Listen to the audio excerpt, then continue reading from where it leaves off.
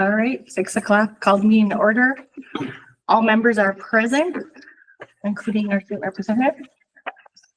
There was no additions to the agenda. Correct. Moving on to the approval of the agenda. Make a motion to approve the agenda as printed. I'll second. Second by Thomas. All in favor? Aye. All opposed, signify by saying no. Motion passes. No public comment. Moving on to the consent agenda. Cheryl, would you like to review the bills? I went in to review the bills. Everything was business as usual. Nothing really stood out. It looked pretty clear and common. Personnel, things just to notice, we're finalizing some of our coaching hires. We have a resignation. I'll just acknowledge Carrie. She's finishing her tenure as a business manager with us at the end of June. So thank you to Carrie as she kind of wraps up her time. And we have a retirement from Phil Carlson, and I will also just acknowledge a thanks for his service. And so those are our consent agenda items for personnel are relatively straightforward. When it comes to donations, I do want to call out a couple of different things, and I'm gonna get to the right tab before I cast it here so that you can show a couple of items. One thing I do want to, actually, I'm going to go back to February real quickly. There was an error. This was identified as Paynesville VFW. We don't have a VFW in Paynesville. So I wanted to acknowledge that it was a donation from the Paynesville Legion for the Costa Rica Spanish trip. So I wanted to clarify that and make sure that that was acknowledged appropriately and correctly, because we do appreciate that. And it was clearly an error. So thank you for that donation. When we come into March, a couple of things that I'll call out. You'll notice our Bulldog Booster Club met, and they've made some donations to the school. Baseball, there are purchase of some bats. You're going to notice a large donation to gymnastics. We had some board member questions about equity in donations, and so you'll see some women's activities. So gymnastics is going to be purchasing a vault. You'll also notice that the Paynesville FFA donations are officially acknowledged at this board meeting after we received them at the work session on March 10th. Also, I do want to just add in for the playground. We are so excited about the progress that's been happening for the early childhood playground. And when Chris O'Brien and I sat down, and we just wanted to make sure that nobody was missed. So we wanted to make sure that we either recognized twice or just didn't miss somebody. And so you're going to notice, I mean, there's a lot of donations that have come in to support this project. And I'm excited to say that we also have a pledged donation for a large amount that is going to get us really close to the end game goal. So we're super excited, and I'm when we have that in hand, I'll be really excited to share that with the board and the community. I've heard rumblings that there might be some matching grants out there, so hopefully that really pushes us over the top. So that's super exciting, and there's been a lot of hard work and a lot of push to make that happen. So I'm very excited for that. Let's see.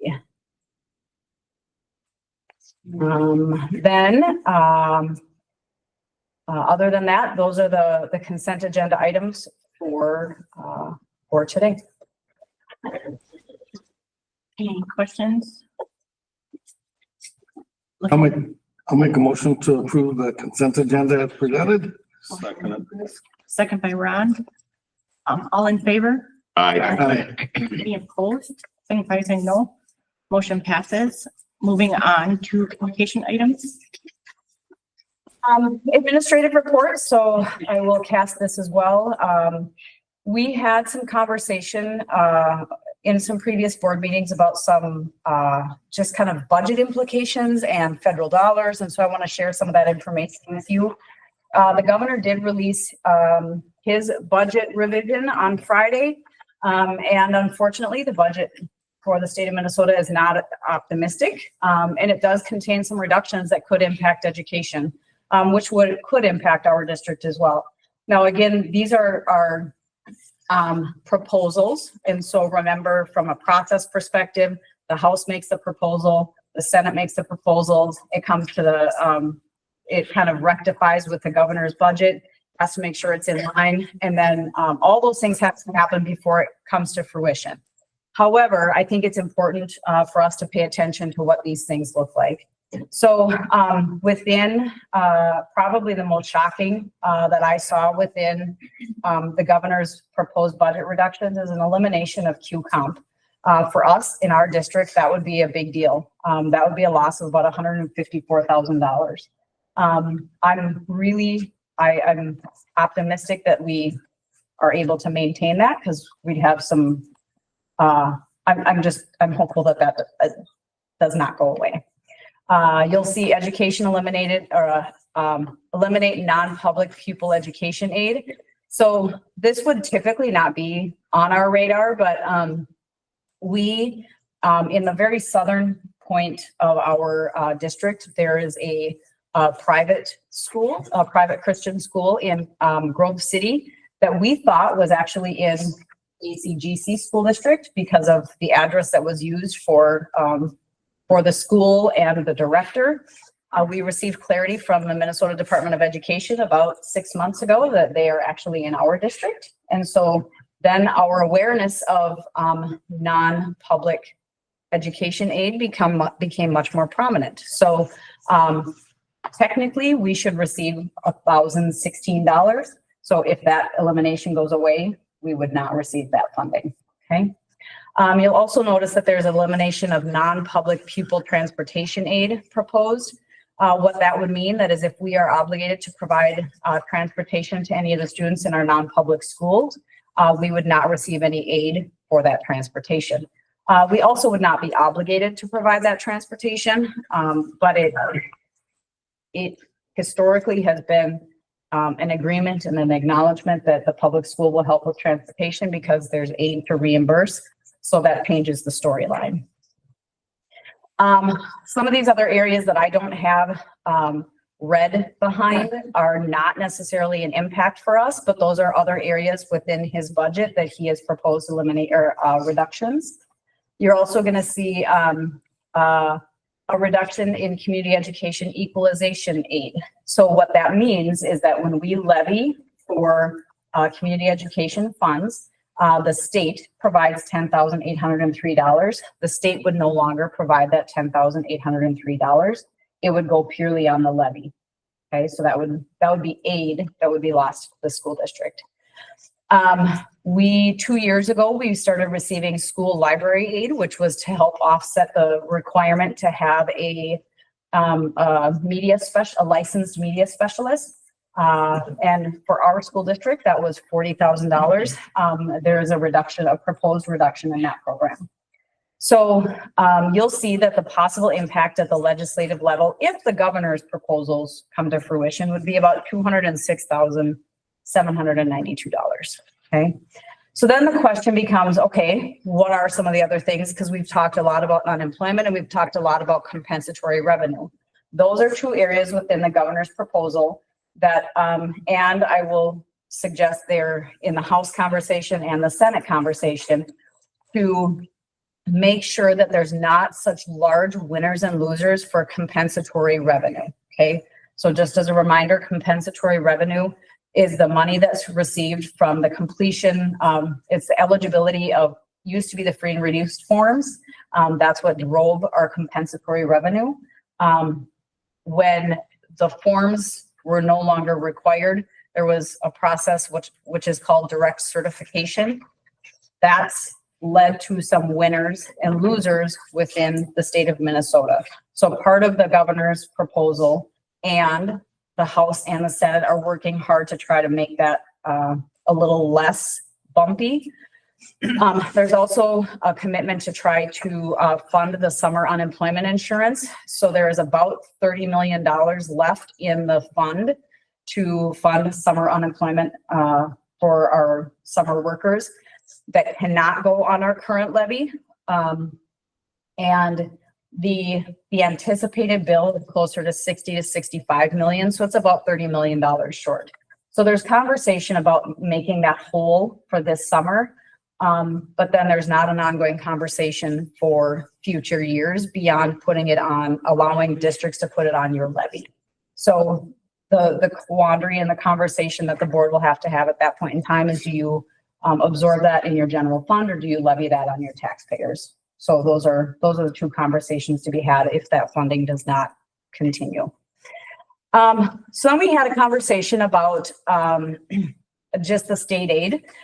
State aid has guaranteed an increased rate of 2.74% for 25-26. So that brings the per pupil formula to $7,480 per student.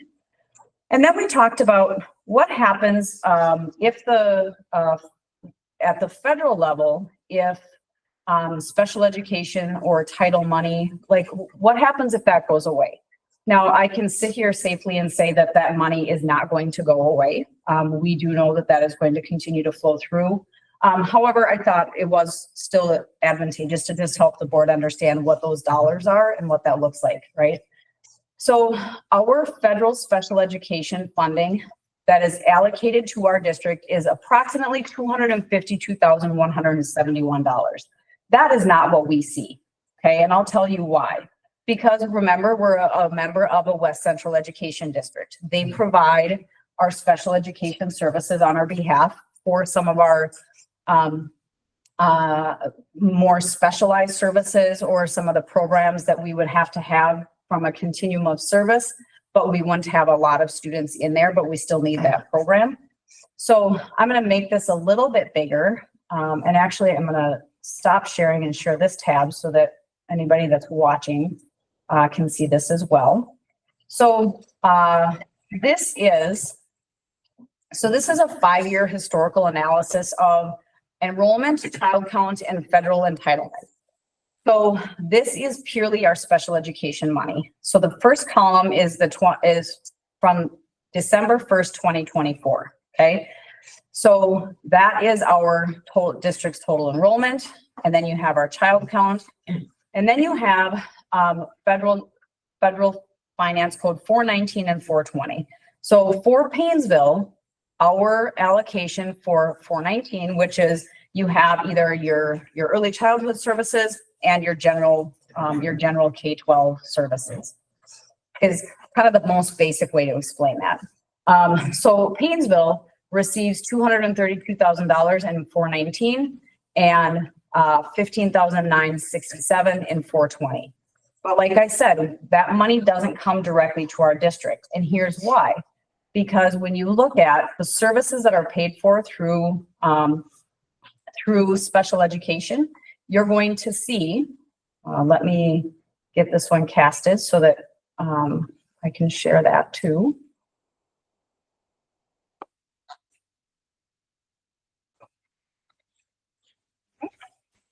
My mouse is going weird on me. Okay, so you're going to see, so as a, for instance, wherever it says federal aid allocation. So instead of all the money coming to us and then us turning around and paying a bill, that money flows through the West Central Education District, and then they cover the special education supervisor, they cover a portion of a behavior analyst, the director, program administrators. So you see how I'm walking through each of those things. Those are services that are provided to all of our students in our district. And this is specific to like how all districts across the ed district are billed. So when there's more usage, it's a higher bill. When there's less usage, there's a lower bill. When you have more students, you pay more. When you have less students, you pay less, right? So it's all kind of, there's a formula put in place for this determination. So, so I thought it was important for you to kind of know how that works. And if that federal flow through money would have been disrupted and it was no longer allocated, this would be a problem, right? So then I wanted to also share what the other, so our title funding. So title, Our only building that receives title funds is the elementary building. And we have $148,541 that comes in for our title services. We receive a Carl Perkins grant in the amount of $9,798. Then our other federal food service funds equate to $290,000. Okay. Why is it that we only qualify for title funding at the elementary school and nothing at the middle and high school? It has to do with the free, there's a correlation and determination of our free and reduced population at the site. And our elementary was, at the time of designation, that was our only eligible site. What do we got to do to be eligible on the other one? They'd have to make us eligible. The federal government would have to make us eligible. So I guess in straight talk here, is it safe to say that we have more younger kids in the elementary school that are that qualify for the free lunch and stuff? That's why. Nope. Well, back in I suppose back is when our initial qualification, that's one of the criteria. Yes. That's one of the criteria. Are we working on to be able to qualify for, I mean, I'm sorry, but if there's something on the table, I want to make sure we get a piece of the pie too. Yep.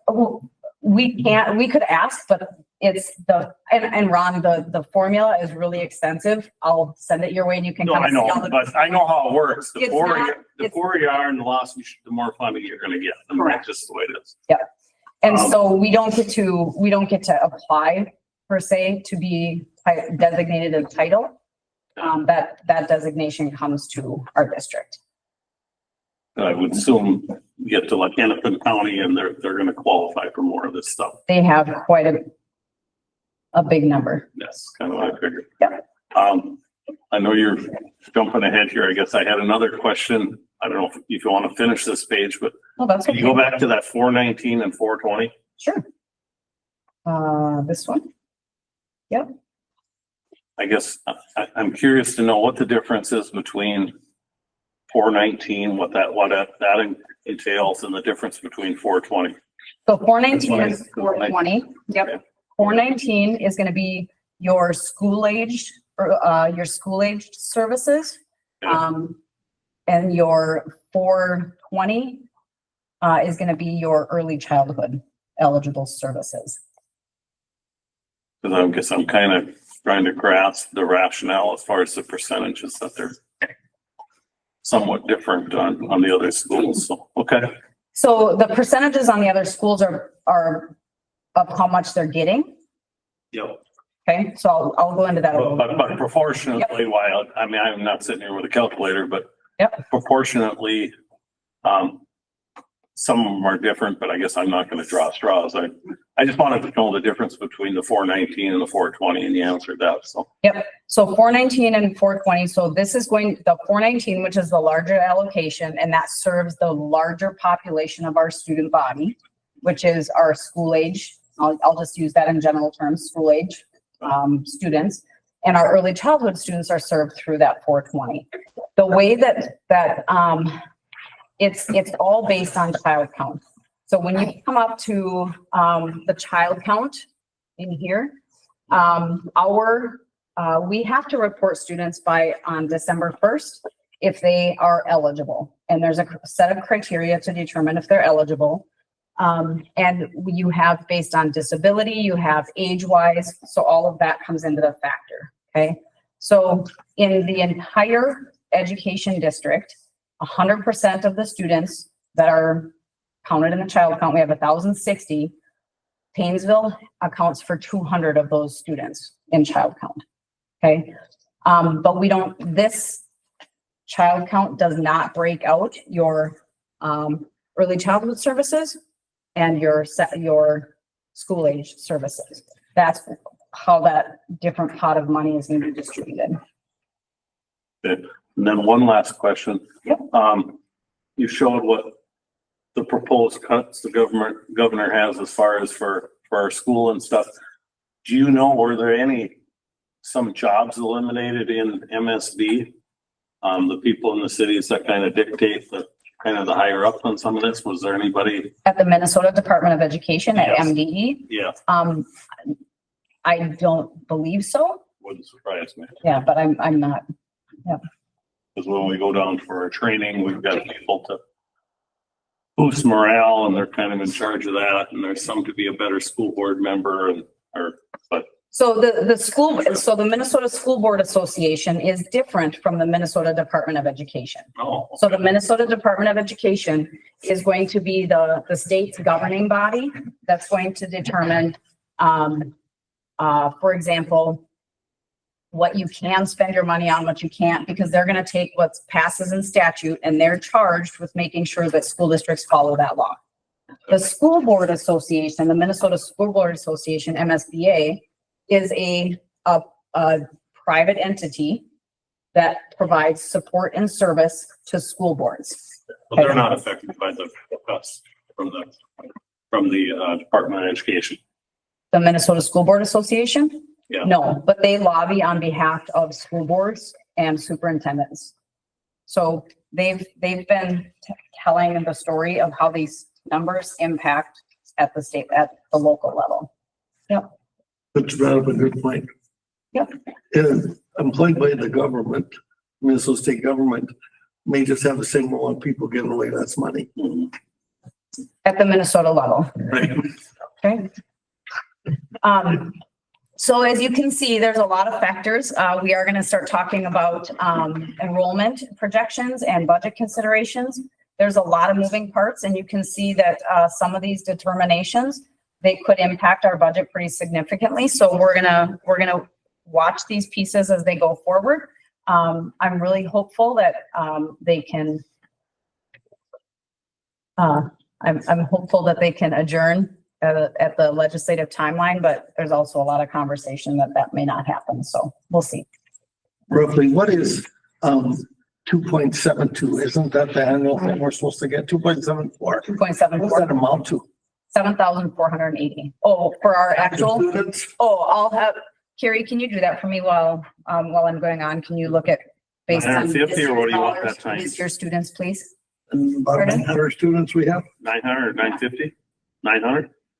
So if we use 900 and we were at, I have to look at what our per pupil was last year.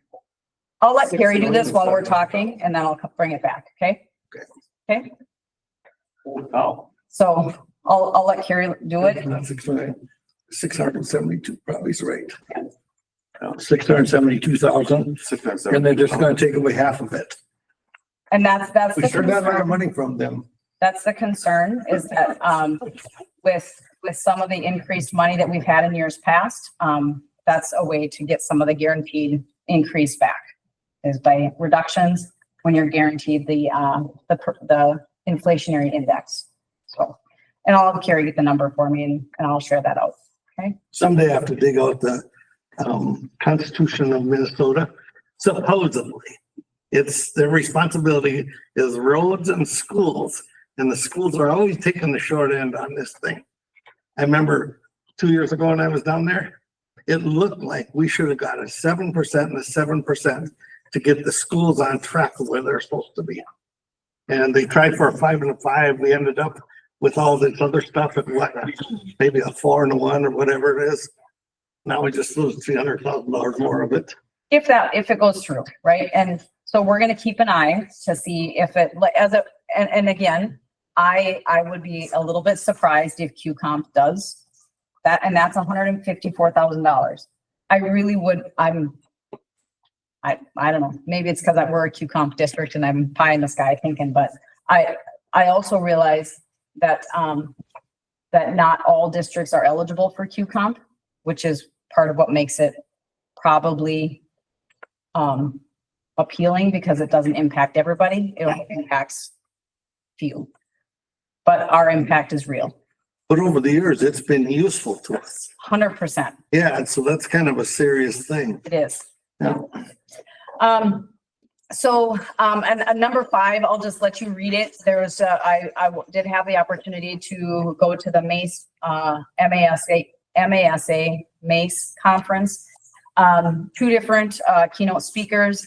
I think, you know, one of the things that I do really value is the opportunity to network with superintendents, because it does give me really a point of reference that, gosh, you know, there are districts who are in a much tougher financial position than we are.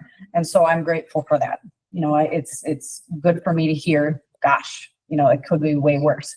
But at the same time, it's also good to have conversation about how we're being, how we're advocating, how we're telling our stories, and who those key people are to tell our stories to.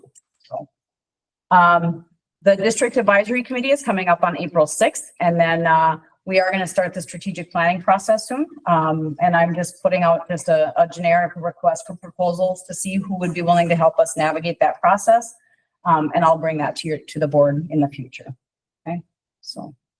No. Yep. Do they want to know the formula allowance times the APUs? Is that what you're looking for? So what did we, this year's, let's just use our opening day, or like our per pupil from this year, and then apply next year's for the same number of students, the increased in formula. So what do we have? 897? Was that our starting opening day?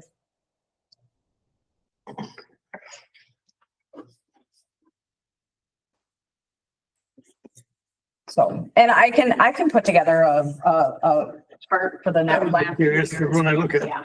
290,000 or whatever that adds up to be, it's a big number off of what they're giving us, which tells me that in this grand scale of all this money we got and the things they made us pay for that we didn't used to have to, plus now a reduction, we basically are not coming out very well if we play with this yet. And the one piece to remember when we look at the increase in the formula, we have to remember that that's one part of our funding mechanism. We have our levy dollars that are another part. We have our compensatory revenue, which is another part. So when we look at our whole per pupil funding, we're just talking about the straight department or the legislative allocation per pupil is what we're talking about. This increasing to 7,480. Yep. Okay, so that's what I have for my administrative report. I will go in and just I want to call out on the expenditures. There was an error in the calculation, and thank you for catching it and bringing that to our attention, and we were able to get that fixed. So if you didn't see the error, I'll just tell you, we had two cells linked together and we had been overspending our budget by about 125%. That is not truthfully the case. So just wanted to let you know that it has been fixed and corrected. So thank you for bringing that to my attention. With that, I will turn it back and let you walk through. Rachel. Is there any more discussion, any questions? Okay, next up, student representative. I have the enrollment from last year, 892. Do you want to just email it to me? Thank you. Okay. So for student council, the last 2 weeks we were working on our food drive. And so student council had raffle tickets. So you could pay $5 for a raffle ticket and put it in to win AirPods, Jumpstart, Subway, all that kind of stuff. We also had canned goods that you could donate along with bake sale items you could buy. NHS is having an induction ceremony on April 26th, where we'll induct 18 sophomores. We had the blood drive last Wednesday and it was a success. And then we also brought back the spelling bee the week prior to that. And then for SAD, we're just continuing activities at the elementary school. Okay, thank you. Next up, community organizational reports. West Central Ed District, we had our committee meeting, March 18th. As Janelle had spoke about as far as our school board and how we tie in with that. There is that concern with West Central Ed District also as far as funding. As Janelle mentioned, the title Funding, right now is secured, as far as what we know, but, we don't know going further if there's gonna be any cuts on that side of it, so, more to follow. And, one last thing, there was a donation that came from the Paynesville Lutheran Church to the SAIL program, which is, when I say that, not impressive is not the right word. I guess very thankful that the SAIL program is here, that it is being, the people are starting to see it, have utilized the help of those students that are going through this. So the 18 to 22-year-olds, and that through that recognition, there are community organizations that are helping with this program. So it will be a success. A big thanks to the Paynesville Church for their donation. Any other? Janelle and I went down to the cities on the 10th, I think it was, for MSBA's Day of the Capitol. And got to meet with a few of our representatives, including Speaker Damuth, and just kind of bring up our concerns, show us some data, show some, some concepts of where we're at as a district, along with other districts through MSBA. And so that was a really good day. Governor Walz made a surprise visit to us right at the end of the day and got to say a few words. So where we want to take those, it was interesting to see him walk in the room, kind of relatively unexpected before we got there anyway. So yeah, it was overall another day. I think, well, some of you would add that, but it's always nice to meet with the representatives and just let them know, what's going on in our district. And then, as you mentioned, there's hear from other districts that are in a lot worse place. I think there's one district in the cities who's talking of employment layoffs of a couple hundred staff across the districts. So, it's a large number. I know, they probably staff in the 1,500, 2,000, whatever, but it's still Big numbers. big numbers, and you start hearing other districts what they're doing. So Sounds like a real breathtaking experience that day. yeah, it always is. This is my second time. I think I missed last year. I recognize that there might be a perception that it's kind of, does anything happen? Our legislators, when you live when you are a constituent in their community, they want to know what's happening and they want to know what it means for us. And so, Representative Damuth or Speaker Damuth has met with me multiple times every time I go, and she has, not this year, but last session, she'll reach out and she'll ask me questions about what does this mean for Paynesville area schools. And I think that's really important to have our story told. So And have the relationships where they can ask those questions. It's not like you have to show up in front of them all the time. But when we are consistent about being there, they're consistent about knowing that they can reach out. So Any others? No old business, on to new business, the 25-26 budget section information. So this is the time of year where we start looking at sections. Okay. So you'll see this chart goes all the way back from 2021. When you look at 24-25 and 25-26, so just remember, this is one day in time. This is not an average. This is, as we look at it, and the day that I put this together for today's board meeting, this is how many students we had enrolled. Okay. So you will see that my recommendation as we look to move forward is going to be to have, instead of having 4 sections in first grade, move that 4th section back to kindergarten and have 4 sections in kindergarten. We sent out 89 packets. Okay. So remember, I said early on, we had slightly over 100 students that were eligible. So we had about 15 addresses that were returned to sender, which means either they moved or they aren't forwarding. Okay. So we sent out 89 packets. On the day that I created this document, we had 66 registered. Well, if you look back in previous years, we had on the day of the meeting, we had 55 registered, 59, and we went up to 75, 62. So I really am expecting growth in that kindergarten enrollment. In conversation with our leadership teams, we felt it was most appropriate to have that fourth section in that kindergarten level. You'll also see that I am not recommending moving forward that fourth grade teacher. So when we, in about August, we were sitting at 81 fourth graders. We have some very distinct service needs within that population. So we're looking at a different solution, but we are recommending to not carry that fourth grade teacher into fifth grade.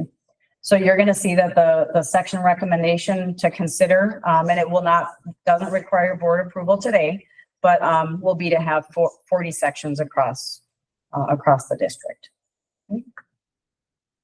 Any questions on that? Okay. So that was just informational. Moving on to budget updates. Okay. So I'm going to share a chart that we've been looking at over the last couple of years. Okay.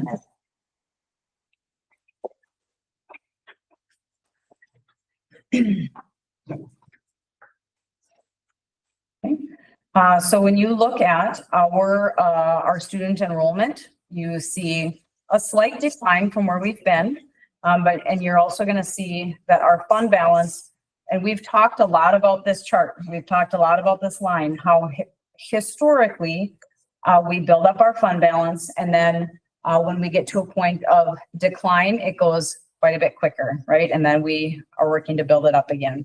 So this is just a visual, and if you want to see the dollars and the percentages, it all comes from this chart right up here. But this is our longitudinal fund balance data, okay? And why I think that's important is because and we've talked a lot about being fiscally responsible so we can maintain that positive trajectory as long as possible before we have to start dipping into those fund balances. Okay. So also, on that one, I'd just like to, when I look at self-analysis and I look at student enrollment, unfortunately, that period of time is about as long as we've been on the school board. It doesn't say we've maintained the students. Yeah. That's just a general. So if I take 1,000 kids down to where we're at, times $7,000 right now. Yeah. In essence, I was here while we blocked that funding to our school. Yeah. That doesn't, it just, I know it's a real general, that just doesn't set with me very good. And- Is there a solution? We're trying our best, but it's frustrating to me. Well, and you're gonna see, and as we walk into the budget considerations, there's a short little video, and one of the factors is we do have just a declining census. You know, we have less kids just across, not just in Paynesville, not just in Minnesota, but we have a declining census. So it is something that we certainly have to be mindful of. I guess I have a question, just to add on what Bruce said there. I guess there really is no solution, is there? I mean, you've been battling that for so long. I mean, Only solution I ever saw was when Eden Valley had a real aggressive person over there, and they were rolling in people all over the place. And they got their student population up. But then I don't know where one of the districts southeast of here is at. They have a whole bunch of open enrollment that comes in, but as near as I know, they haven't been able to expand their buildings because the open enrollment isn't taxpayers for buildings. It's only funding for the school. So it's a really fine line. And everybody's, in my mind, we're all responsible. We need kids moving home, hopefully get jobs here. We need to create jobs in the local community. We need to have housing for people. We have to have all of our ducks in a row. And because that wasn't gelling, in my opinion, that's what happens here. But in my analysis of myself, I sat here and watched us lose $700,000. And that $700,000 today would make us be hiring teachers instead of wondering how many we have to have, not so intense maybe on having to shift everything around. The larger we are, the better it helps us out. But it's just a personal analysis. So as we come into the budget considerations, these are the things that we administratively are thinking about and talking about. I'm going to, I asked Rachel if she thought it would be appropriate for me to share. And this, I just want to kind of, we've heard a lot about the historic funding that schools received. And board members, I know that you're aware that came with a number of strings. But I do want to share this video real quickly, and it's just a couple of minutes, so. It's not very long.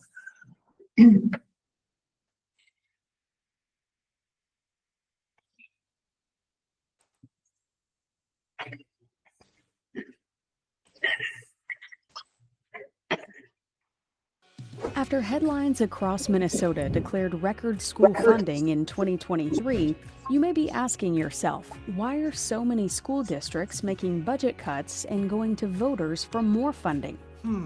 Here are the top reasons Minnesota schools are struggling to balance budgets. Number 1, inflation. Families aren't the only ones feeling the impact of rising costs. For school districts, the costs of labor, health insurance, property insurance, and school bus transportation continue to rise. The 2023 inflationary increase to the general education formula is a step forward, but it doesn't make up for decades of underfunding and failing to keep up with rising inflationary costs. Number 2, unfunded and underfunded mandates from the state. When it comes to some of the most costly things schools have to pay for, it's the state legislature, not the local school board, who makes these decisions. From implementing new instructional strategies to increasing curricular requirements to providing unemployment benefits, there are decisions made at the state level that local districts must follow. While the state may offer one-time funds to help pay for some new requirements, the ongoing costs are often the school district's responsibility. And number 3, the changing role of schools in our communities. The needs of students are different than they were 10, 20, or 30 plus years ago. From mental health support for students, specialized learning assistance, family resources, and career programs to help meet workforce needs, schools have taken on additional responsibilities to meet the needs of their students and community. When you add rising safety needs, aging buildings and technology, and declining birth rates, it's clear why Minnesota districts struggle to balance their budgets. School funding is complex, with the majority of funding coming through the state in the form of general education aid. Schools also receive funds for specific categories that can only be spent on certain items. Additional needs are then covered by property taxes. In other words, just because the state is providing us with more dollars doesn't mean we can use those dollars wherever we like. Each year, we tackle the challenge of balancing these funding sources with our increasing expenses to build an effective budget that meets student needs. When our student needs exceed state and local funding, we may seek additional support through a referendum. As you can see, there's more to the story beyond headlines of schools receiving record funding, inflation, unfunded mandates, and a changing role for schools.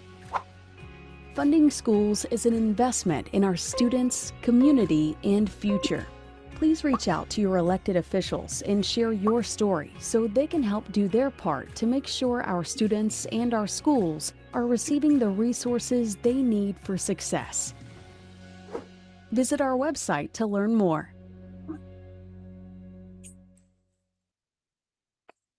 So that's just kind of a snapshot of all of the factors, right, that come into play. Before we go too much further, I want to circle back.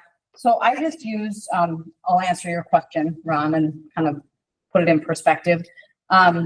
So using 892 students, just as a baseline number, in 24-25, the per pupil allocation was 7,281. So using that same 892 students, increasing it to 7,480, our increase in revenue would be $177,508. Okay, just no increase in no added students, declined students, just using a pure straight number. Okay, so that gives you a point of reference. If we lose $250,000, we haven't gone anywhere but back. Exactly. So just something to, I think that's maybe what you were asking, and that's really rough, right? Like take into account, I mean, okay, so just know like that's not like the weighted per pupil and all that. That's just, okay, sounds good. So again, so there's our 2.74% increase over 24-25.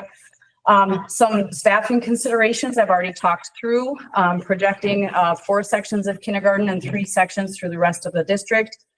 So that does mean reducing 1 section of 4th grade. That would be, I know conversations have been had at that level, but that would be formally coming to the board in April. Because there are some higher needs of special education students at the elementary, we have had some not only high needs in our 4th grade, 5th grade area, upper grade levels of the elementary. We have growing needs in our preschool and early childhood special education programs. A while back, I had shared with the board about trying to bring in some support through the West Central Ed District on a half-time hire to support our early childhood program, because they have a need to support their birth to 3 services. And so our hope was that we could hire, because it's really hard hiring half-time individuals. That position we weren't able to fill, and gratefully our current early childhood special education provider has been putting in extra, and we've been compensating her via just an agreement, but it's, we need a longer term solution. And so what you're going to see, and this is where I had talked about having a different solution for that 4th grade bubble. So we're looking at adding a special education staff member at the elementary to meet those early childhood needs, and then support some of those upper elementary, or the 4th and 5th grade special education needs. We're also taking a look at and we've talked about if our ADSYS program is approved, looking at pulling in that support for math. Again, I have not heard yet if our alternative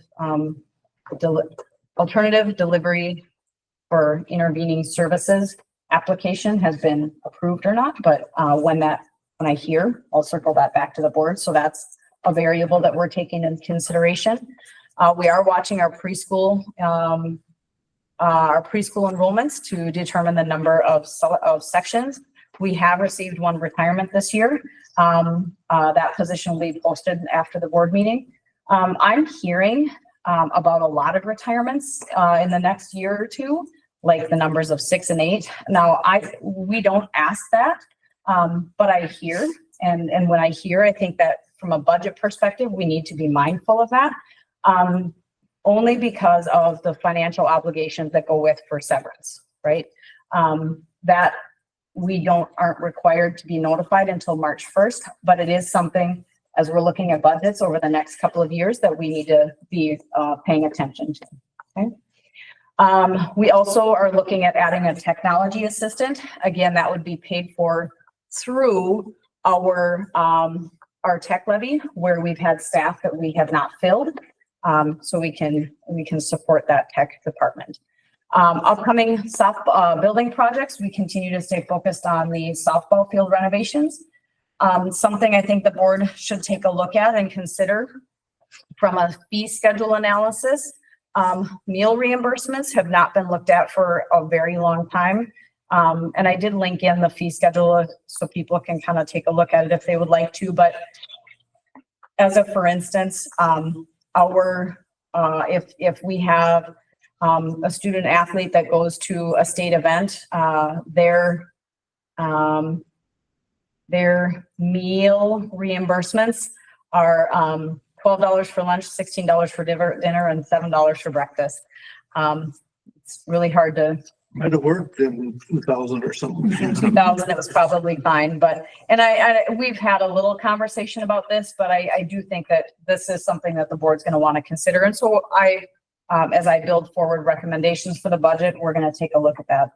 We're also going to take a look at some of our activity fees for all activities, including hockey. I think it's a really prudent time to compare to all of our surrounding areas and make sure that we're on par with where everybody else is, right? So that'll be, if there's recommended changes there, I'll bring those forward to the board as well. I also think we should take a look at substitute rates for our food service, paraprofessionals, and custodial staff. We did some work with our certified staff last year to try to increase with some staggered tiered increases for subs who are here more throughout the year. And I think that's been received positively. And it was a creative way to try to get some additional support. But so those are a few of the budgetary considerations that we're thinking about and anticipating as we move forward. And I'd stand for any questions on that before I close out.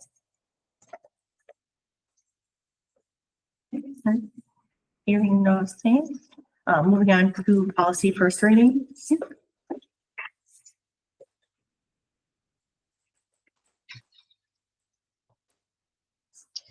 So the policy committee met on March 5th.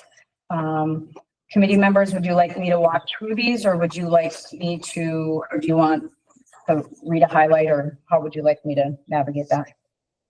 Kind of read through, Okay. As you walk through the different policies, policy 401 is the equal employment opportunity. There are no edits since 2022. Policy 402 also has no edits, and there are no recommended changes. Policy 403, discipline, suspension, and dismissal of school district employees. There are no edits or changes since 2022. Employment background checks, there are also no changes or edits since 2022. When you're saying no changes or edits, that also means that MSBA is not recommending anything different. Correct. Yep.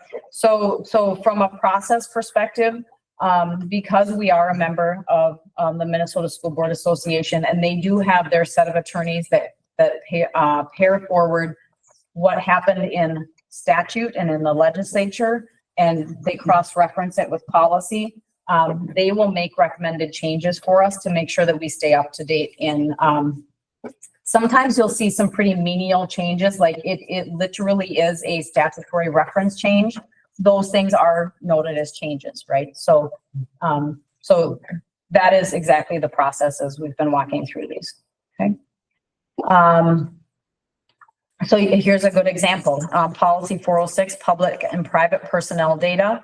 The recommended changes to policy 406 are minor changes to punctuation and an added paragraph, okay? So, so we can do a real quick perusal, and you'll see where the recommended changes came in that the board took a look at, okay? So Code of Federal Regulations section, it was spelled out instead of having the, right? I know. That's coming down. I know. Yeah. Okay. Yeah. And then there was an added component of what can be disseminated to bargaining units and labor management. Okay, so that was the added paragraph. Okay.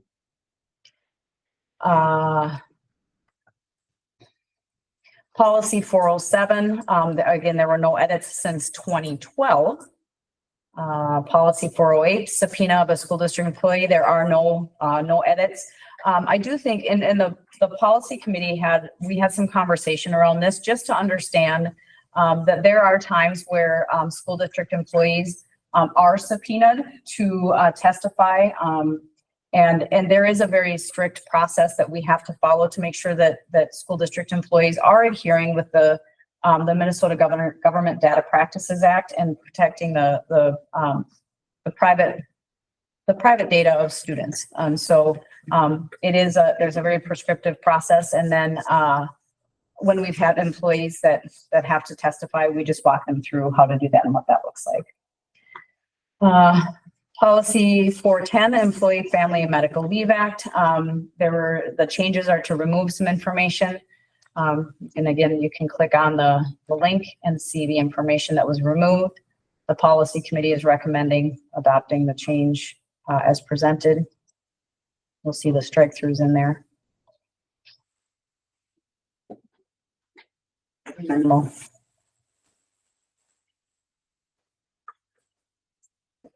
Okay, there's the strike throughs. Okay. And then employee expense reimbursement. There's been no edits since 2008. This is about, whoops, I forgot.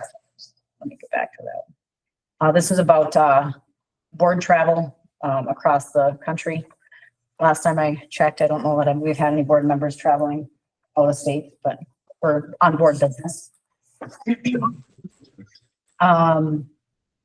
Policy 412, oops, that's one I was just looking at. Chemical use and abuse, 417. There are no edits since 2020. We did have a conversation about vaping and making sure that was, and that's actually covered in a different policy. So we had some conversation. Student attendance, there are no changes, recommended changes. The last time this policy was reviewed by the policy committee, there was good conversation around making sure that we maintained at the district level some of the things that administration and the board felt was important in regards to family vacations and absences.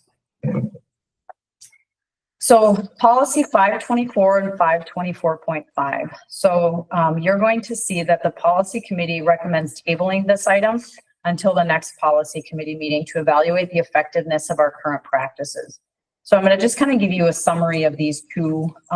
So you'll notice what happened here is and part of this is coming because of not only the national conversation, but the state conversation around requiring cell phone policies. If you remember, throughout the legislative session last year, the legislature said school boards must determine your policy and procedure. If you recall, our handbook has a very spelled out procedure that really guides what happens at our elementary and our secondary. So these policies really would change that. 524 would be your internet and technology acceptable use. 524.5 would be your cell phone, okay, or your personal electronic communications, your cell phones, your watches, your things like that. The policy committee and committee members, feel free to type in here if you'd like to, but we had good conversation about balancing the teaching responsibility and the distraction, right? So the committee felt that it was worthy to just hold on for a little while and table it. But so when you see the recommendations come forward, hearing no other conversation, and the policy committee would remove 24 and 24.5 from approval. It's something that was mentioned, in the fact that we do have what we consider pretty robust student handbooks. So